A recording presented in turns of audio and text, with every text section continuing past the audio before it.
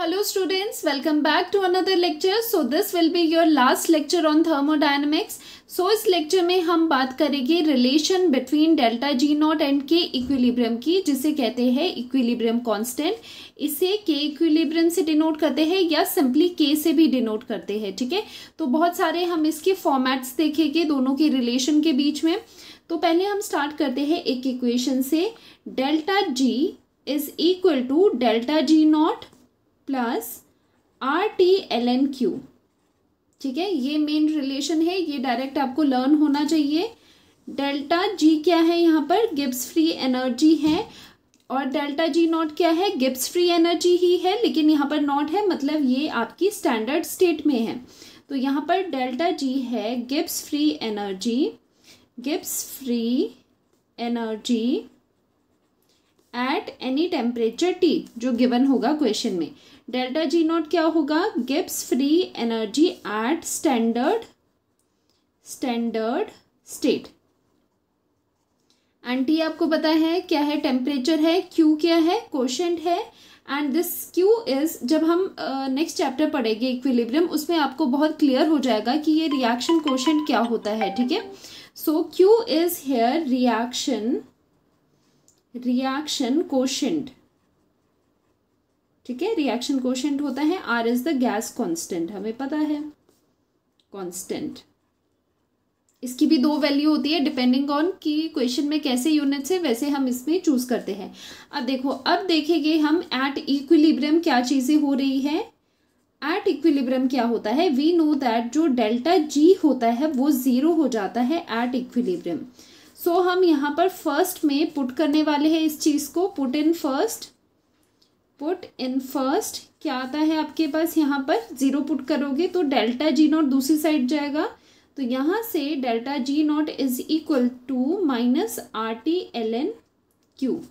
और इक्विलिब्रियम पे क्या होगा, जो ये रिएक्शन कोशेंट होगा उसको एक स्पेशल नेम दे देंगे. बजाय रिएक्शन कोशेंट लिखने के विल यूज के क्या है, इक्विलिब्रियम कांस्टेंट. बिकॉज हम बात अब कर रहे हैं एट इक्विलिब्रियम, जब सिस्टम इक्विलिब्रियम पे है उस टाइम पे क्यू को हम रिप्लेस कर देते हैं बाय के इज इक्विलिब्रियम कांस्टेंट. तो ये रिलेशन कुछ इस तरह से दिखाई देता है. इसे और सिंप्लीफाई कर लेते हैं, नेचुरल लॉग से log 10 में लाएंगे तो delta G naught is equal to minus 2.303 R T log कौन सा है, बेस 10 वाला, जो कि नॉर्मल लॉग होता है, और ये आ गया के. ठीक है, तो ये आपका मेन रिलेशन रहता है डेल्टा जी नॉट और इक्विलिब्रियम कांस्टेंट में, डेल्टा जी नॉट में और इक्विलिब्रियम कांस्टेंट में. तो पहला रिलेशन ये रहेगा. और क्या होता है कि कॉम्पिटिटिव एग्जाम में ना इसकी दूसरी फॉर्म भी पूछ लेते हैं. तो अनदर फॉर्म इसकी क्या है, उसके लिए आपको ये जानना ज़रूरी है कि जब आपका देखो, जब भी log x है और दूसरी साइड कोई y है, ठीक है, जब ये log आपने दूसरी तरफ ले जाना होता है ना, जब log है, log मतलब log 10 वाला है log, तो ये क्या हो जाता है, जब दूसरी साइड जाता है तो ये 10 और जो भी दूसरी साइड चीज़ है उसको अपनी पार पे ले लेता है इस तरह से. ठीक है, तो यहाँ पर भी वही चीज़ हम करेंगे. यहाँ से हमें क्या निकालनी है, हमें निकालनी है यहाँ से k की वैल्यू. तो कैसे निकालेंगे, log 10 में से log k में से, तो यहाँ पर log k एक साइड रखेंगे, दूसरी side delta G not negative और डिवाइडेड बाय 2.303 आर टी हो जाएगा. ठीक है, अब यहाँ से k इस तरफ रहेगा और log दूसरी तरफ जाता है तो क्या बन जाता है, 10 बेस में बन जाता है और उसकी पार में बाकी चीज़ें आती हैं. तो यहाँ पर 10 रेज टू पार में क्या आएगा, ये पूरी टर्म रेज टू पार में चले जाएगी, minus delta G naught upon 2.303 R T. तो ये आपका अनदर रिलेशन आ जाता है इक्विलिब्रियम कांस्टेंट का विद डेल्टा जी नॉट. ठीक है, इस फॉर्म में भी आपको पूछ सकते हैं. एक और फॉर्म है, अगर हम नेचुरल लॉग में ही करें, ठीक है, इसी को एक्सटेंड कर लेते हैं तो क्या होगा, यहाँ से नेचुरल लॉग के इज इक्वल टू, के नीचे चल जाएगा, delta G not divided by R T.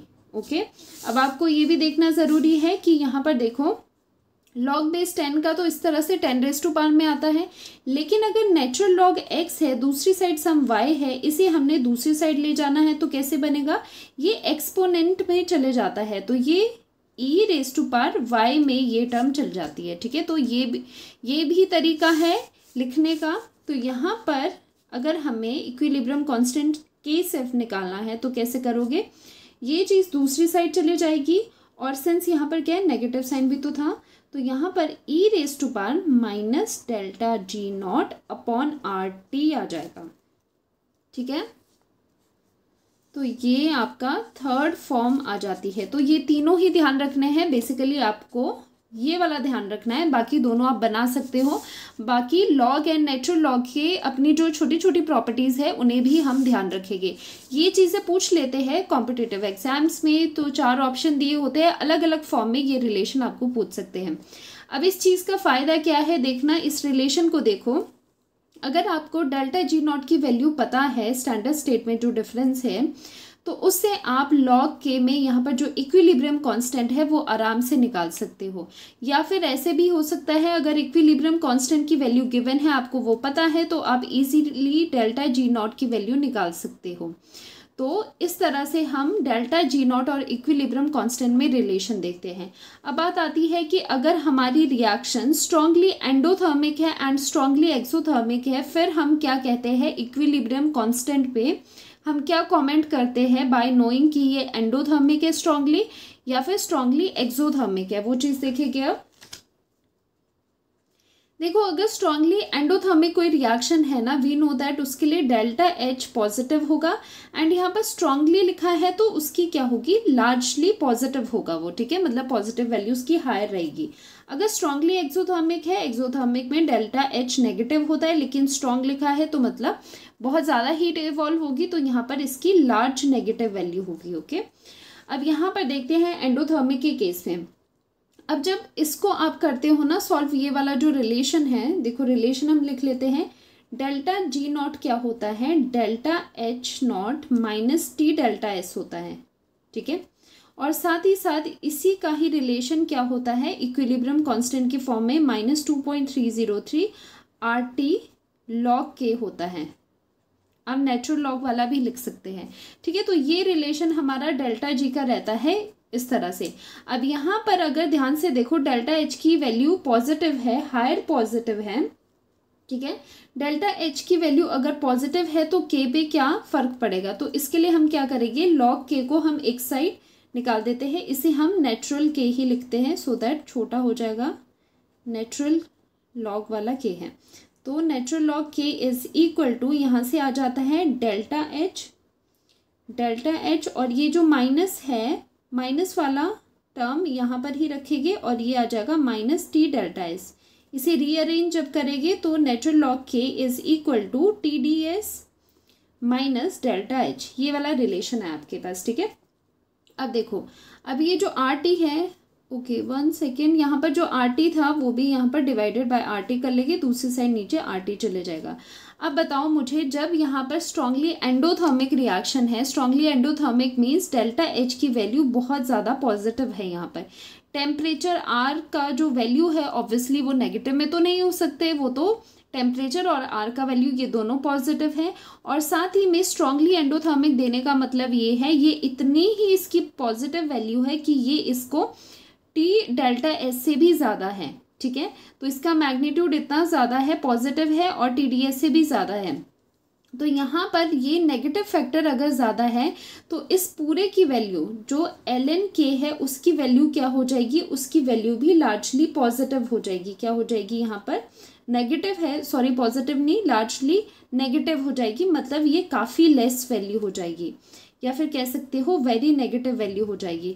अब एक चीज़ बताना, अगर आपके पास नेचुरल लॉग की वैल्यू अगर नेगेटिव आ रही है तो उसका मतलब क्या है, जो यहाँ पर ये नेचुरल लॉग के अंदर चीज़ है के, वो क्या होगा, लेस देन 1 होगा, ठीक है। और अगर ये लेस देन 1 है, वैसे आप नेक्स्ट चैप्टर में करोगे इक्विलिब्रियम में, जो ये इक्विलिब्रियम कांस्टेंट होते हैं ना, ये रेशो देते हैं concentration of product upon reactant का। तो इसका मतलब अगर के की वैल्यू लेस देन 1 है, दैट मीन्स वहाँ पर प्रोडक्ट अपॉन रिएक्टेंट भी लेस देन 1 होगा। इसका मतलब कि प्रोडक्ट की कॉन्सेंट्रेशन रिएक्टेंट से कम है। अगर प्रोडक्ट की कॉन्सेंट्रेशन रिएक्टेंट से कम है, दैट मीन्स जो प्रोडक्ट का फॉर्मेशन है वो भी क्या है, कम है, ज़्यादा प्रोडक्ट नहीं बन रहा है। तो यहाँ पर एंडोथर्मिक, स्ट्रांगली एंडोथर्मिक रिएक्शंस जब होती है तो हमें एक बात समझ आई है, तो उस केस के लिए क्या हो जाता है, जो के की वैल्यू है, इक्विलिब्रियम कांस्टेंट की वैल्यू है, वो लेस देन 1 होगी, ठीक है। और ये लेस देन 1 है तो product is less than reactant होगा, और इसका मतलब कि not much product is formed, ज़्यादा प्रोडक्ट फॉर्म नहीं होगा, ठीक है। तो ये रिएक्शन इतनी ज़्यादा हमारे लिए फेवरेबल नहीं है, क्योंकि प्रोडक्ट ही कम बन रहा है, क्योंकि प्रोडक्ट का कॉन्सेंट्रेशन कम है। वो कैसे पता चला, यहाँ पर इन चीज़ों से हमें पता चला, स्ट्रांगली एंडोथर्मिक है तो इसे पॉजिटिव कर दिया, ये पॉजिटिव है तो मतलब ये नेगेटिव वैल्यू को इंक्रीज कर रहा है, तो यहाँ पर इसकी वैल्यू लेस है, लेस का मतलब कि के की वैल्यू लेस देन 1 है, तभी ये चीज़ नेगेटिव में आएगी। अब चलते हैं एक्सोथर्मिक पर। अब एक्सोथर्मिक में यही चीज़ क्या हो जाएगी, वही चीज़ देखो यहाँ पर ln की वैल्यू, ln के कितना होगा, TdS minus delta H divided by RT, ठीक है। ये रिलेशन हमने यहाँ पर रिपीट कर दिया, ठीक है। 1 सेकेंड, ब्लर हो रहा है यहाँ पर, ओके। ln की वैल्यू, ये वाली चीज़ हमने यहाँ पर रिपीट कर दी। अब कहा गया है कि स्ट्रांगली एक्सोथर्मिक है, मतलब बहुत ही लार्ज वैल्यू है, नेगेटिव लार्ज वैल्यू है, तो यहाँ पर बहुत ही लार्ज नेगेटिव वैल्यू है, नेगेटिव नेगेटिव पॉजिटिव होता है, और इसकी लार्ज वैल्यू है, और बाकी चीज़ें भी पॉजिटिव है, ये पॉजिटिव है, ये पॉजिटिव है, ये बेशक नेगेटिव होगा या पॉजिटिव होगा, उस चीज़ से हमें फ़र्क नहीं पड़ता, क्योंकि यहाँ पर स्ट्रांग लिखा है, दैट मीन्स जो भी इसकी वैल्यू होगी, डेल्टा एच की वैल्यू होगी स्ट्रॉन्ग, मतलब जो भी हीट इवॉल्व होगी या एब्जॉर्ब होगी, तो यहाँ पर क्या होगा, उसकी लार्ज वैल्यू है। जैसे स्ट्रांगली एक्सोथर्मिक मीन्स कि नेगेटिव है लेकिन उसकी हायर वैल्यूज है, तो डोमिनेट क्या करेगा, डेल्टा एच ही डोमिनेट करेगा, एंट्रोपी वाला आप नहीं देखेंगे। तो यहाँ से पता चलता है ये माइनस माइनस प्लस हो गया, तो नेचुरल लॉग के की वैल्यू हाई आएगी, मोर आएगी, और क्या होगी, पॉजिटिव होगी। अब इसकी वैल्यू पॉजिटिव कब हो सकती है, जब ये ln k की वैल्यू पॉजिटिव कब होगी, जब इसके अंदर जो ये k है वो 1 से वेरी ग्रेटर हो, ये 1 से वेरी ग्रेटर होगा, ये समझ में आता है। और इसका मतलब प्रोडक्ट अपॉन रिएक्टेंट भी वेरी वेरी ग्रेटर देन 1 होगा, दैट मीन्स जो प्रोडक्ट है उसका फॉर्मेशन रिएक्टेंट से बहुत ज़्यादा है, तो ये हमारे लिए अच्छी चीज़ है। इसका मतलब जो रिएक्शन है, reaction will go almost two completion, will go to completion, ठीक है। तो ऑलमोस्ट, पूरा नहीं होगा, ऑलमोस्ट, ठीक है। ऑलमोस्ट लिखेंगे कि ज़्यादा से ज़्यादा रिएक्टेंट प्रोडक्ट में बदलेगा, उसी की वजह से तो इक्विलिब्रियम कांस्टेंट ग्रेटर देन 1 आया। तो यहाँ से पता चलता है कि जो स्ट्रांगली एक्सोथर्मिक रिएक्शंस है वो कंप्लीशन की तरफ जाती है, ठीक है, और जो एंडोथर्मिक रिएक्शन है उनमें प्रोडक्ट जो होता है वो कम बनता है।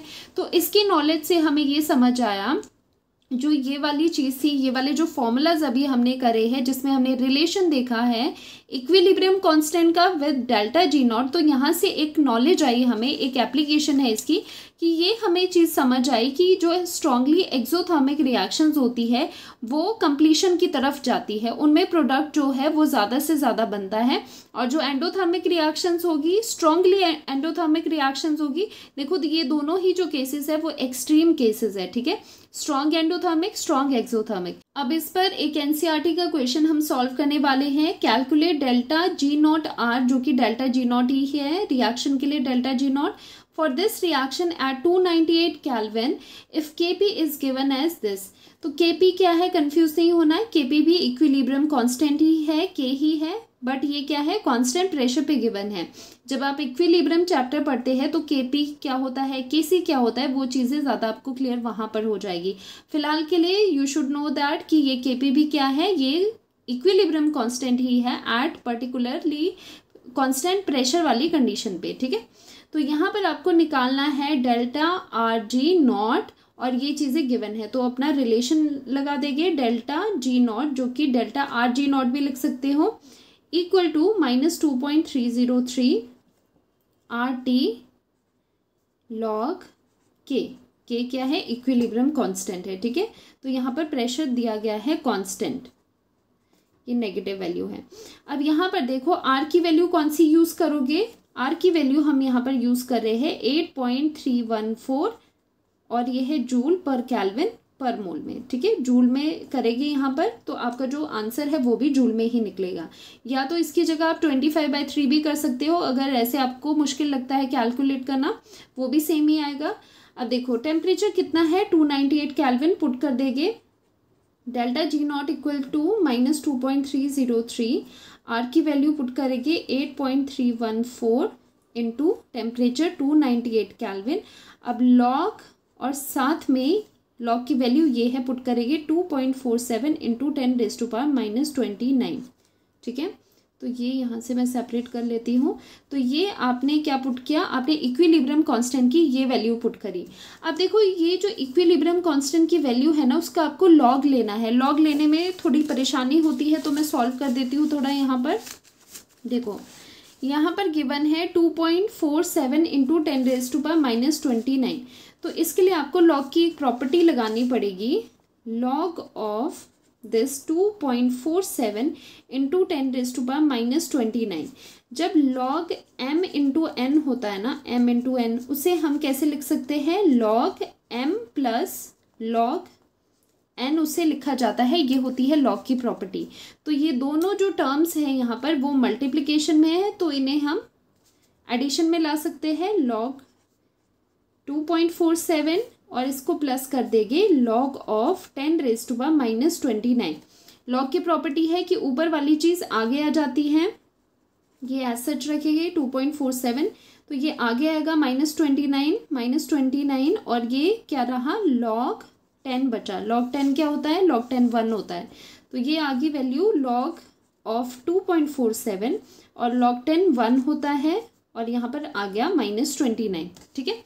अब आप क्या करते हैं, लॉग टेबल से या तो ये करो कि log 2.47 की वैल्यू निकालो, या फिर थोड़ा सा हम अप्रॉक्स करके भी देखते हैं। देखो ये चीज़ें लर्न होनी चाहिए आपको कि log 1 0 होता है, log 2 होता है 0.3 के आसपास और log 3 होता है आपका 0.4 के आसपास, ठीक है। ये 301 हो गया, ये 0.471 हो गया, तो सिर्फ इतना ध्यान रखो। अब यहाँ पर क्या पूछ रहे हैं, log 2.47 जो कि कुछ इसके यहाँ पर बीच में है, ठीक है।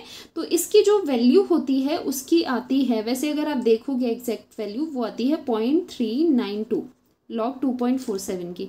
अब इतना अगर आपने लॉग टेबल नहीं देखना है, थोड़ा सा आपको अप्रॉक्स आंसर लाना है उसके, बाकी आप देख लोगे ऑप्शंस में क्या है, तो आप यहाँ से आइडिया लगा सकते हो कि ये पॉइंट ये log 2 और log 3 की वैल्यूज़ के बीच में ही रहेगा। अगर ये 0.47 है यहाँ पर तो इनके बीच में, तो 0.35 से आप ऊपर ही करोगे, ठीक है। 0.35 से आपको वैल्यू ऊपर ही लेनी है थोड़ी बहुत, तो हमने यहाँ पर ये ली है। आप इनके मिड में कहीं पर भी ले सकते हो, 0.36 भी ले सकते हो, 7 भी ले सकते हो, क्या फ़र्क पड़ेगा, थोड़ा बहुत चेंज आएगा वैल्यूज़ का, आपको अप्रॉक्स आंसर उसका तो मिल जाएगा ना। तो यहाँ पर -29 है, तो इसको हम सॉल्व करेंगे तो ये आ जाएगा आपके पास -28.60। तो ये किसकी वैल्यू आ जाती है, इसकी वैल्यू हमारे पास ये वाली आ चुकी है, ठीक है। कैसे करा आपको समझ आ गया होगा। तो यहाँ पर पुट कर देंगे इसकी वैल्यू, पुट करने के बाद ये आ जाएगा डेल्टा जी नॉट -2.303, मल्टीप्लाई करना है 8.314 से, फिर टेम्परेचर 298 केल्विन्स और इसकी वैल्यू आई है हमारी कितनी, -28.60, ठीक है। जब आप इसका मल्टीप्लिकेशन करते हो तो ये माइनस माइनस क्या हो गया, प्लस हो गया, और साथ में ये आता है 163187 जूल्स। देखो एक और चीज़ मैं यहाँ पर आपको बताना चाहती हूँ, जब ये वाला क्वेश्चन आप एनसीईआरटी में देखोगे ना तो इस स्टेप पे ये वैल्यू 1600 समथिंग है, ठीक है, बट हमारी वैल्यू आ रही है 163187 के अराउंड। तो वहाँ पर जो लॉग की वैल्यूज़ में थोड़ा बहुत डिफरेंस हो सकता है, लेकिन फाइनल आंसर वहाँ किलो जूल में दिया गया है, वो हमारा सेम आएगा, ठीक है। तो यहाँ पर जूल से हमें किलो जूल में बदलना है, तो हम डिवाइड कर लेते हैं 1000 से।